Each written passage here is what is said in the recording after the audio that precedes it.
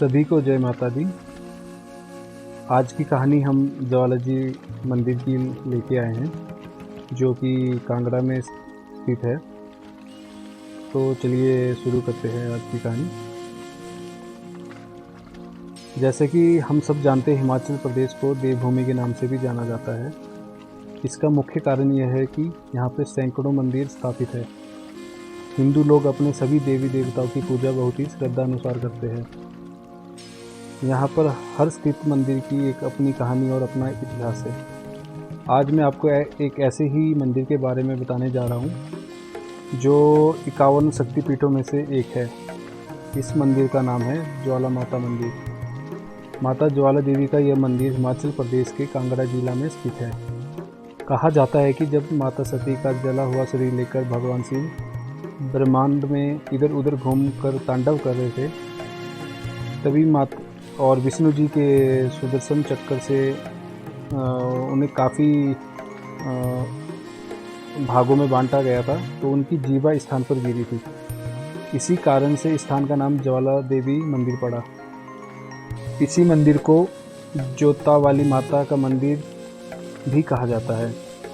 इस मंदिर को खोजने का श्रेय पांडवों को जाता है।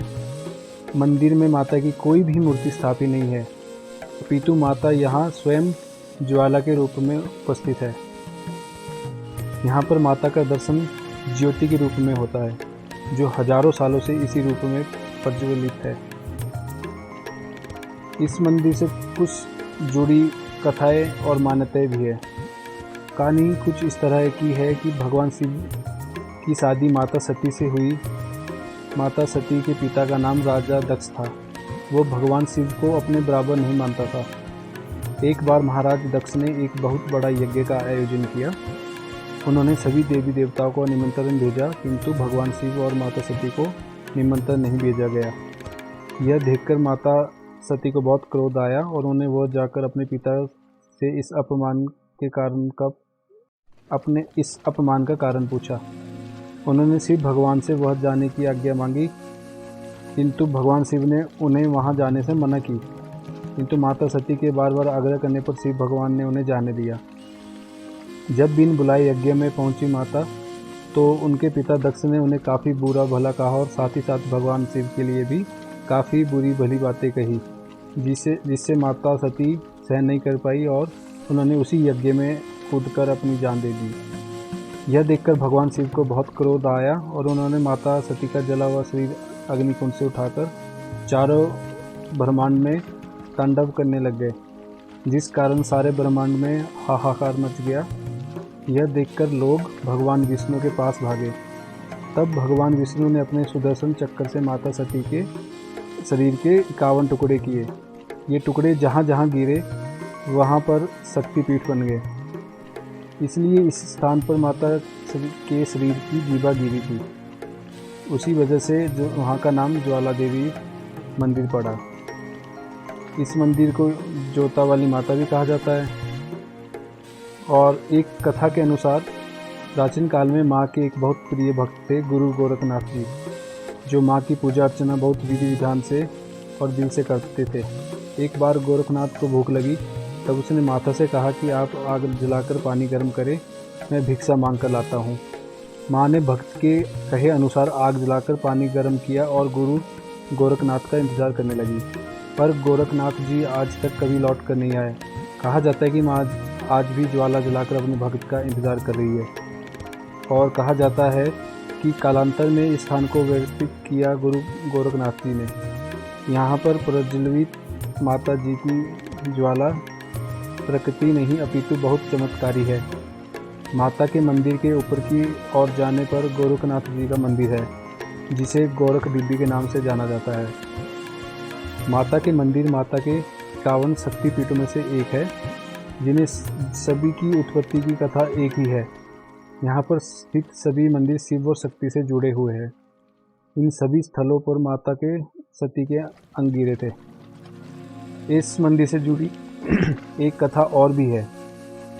कहा जाता है कि सतयुग में महाकाली के परम भक्त राजा भूमिचंद को माता का स्वप्न में साक्षात्कार हुआ था, जिसे प्रेरित होकर राजा ने यह एक सुंदर सा मंदिर का निर्माण किया।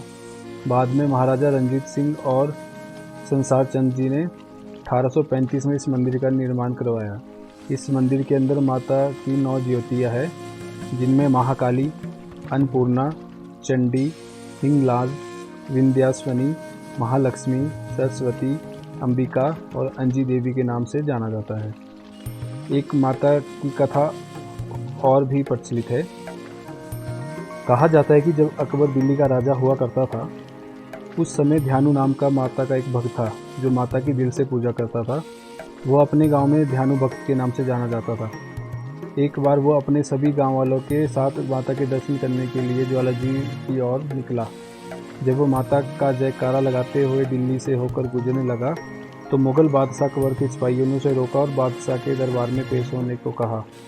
जब ध्यानु भक्त अपने सभी गाँव वासियों के साथ अकबर के दरबार में पहुँचे, दरबार में पहुंचकर अकबर ने उनसे पूछा कि तुम सब कहाँ जा रहे हो। तो तब ध्यानु भक्त ने उन्हें बताया कि वो सब ज्योति वाली माता रानी के दर्शन करने जा रहे हैं। अकबर ने ध्यानु भक्त से पूछा कि तुम्हारी ये माँ क्या क्या कर सकती है। तब ध्यानु भक्त ने बड़े प्यार से उन्हें उत्तर दिया कि महाराज, वो तो सारी जगत की माँ है, वो बहुत शक्तिशाली और दयालु है। ऐसा कोई भी कार्य नहीं है जो माता रानी नहीं कर सकती। यह सुनकर राजा को बहुत आश्चर्य हुआ। उसने ध्यानु भक्त के घोड़े की गर्दन काट दी और ध्यानु भक्त से कहा कि अगर तुम्हारी माँ इतनी शक्तिशाली है तो इससे वो इस घोड़े की गर्दन को दोबारा जोड़कर दिखाए। यह सुनकर ध्यानु भक्त माता की स्तुति करने लगा। जब माता को आने में थोड़ा विलंब हुआ तो ध्यानु भक्त ने अपनी गर्दन काटकर माता के चरणों में रख दी। उस समय ध्यानु भक्त और घोड़े की गर्दन अपने आप जुड़ गई। घोड़ा फिर से खड़ा हो गया। यह देखकर अकबर हैरान हो गया। वह भी माता के दर्शन के लिए सोने का छत्तर लेकर गया। उसे अपने सोने के छत्तर चढ़ाने पर बड़ा अभिमान हो गया। जैसे ही वह माता के मंदिर में छत्तर चढ़ाने लगा, तभी माता ने उस छत्तर को नीचे गिरा दिया और उसे इस तरह जला दिया कि आज तक वो किस धातु का है कोई भी वैज्ञानिक समझ नहीं पाया है। वो छत्तर आज भी आप उस मंदिर में रखा हुआ देख सकते हैं। माता का मंदिर बहुत ही सुंदर और भव्य है। प्रवेश करते ही बाईं ओर अकबर नहरें जो अकबर ने बनवाई थी। नवरात्रों के दिनों में यहाँ बहुत लंबी लाइनें लगी होती है। लाखों की संख्या में भक्त माता रानी के दर्शन करने के लिए आते हैं।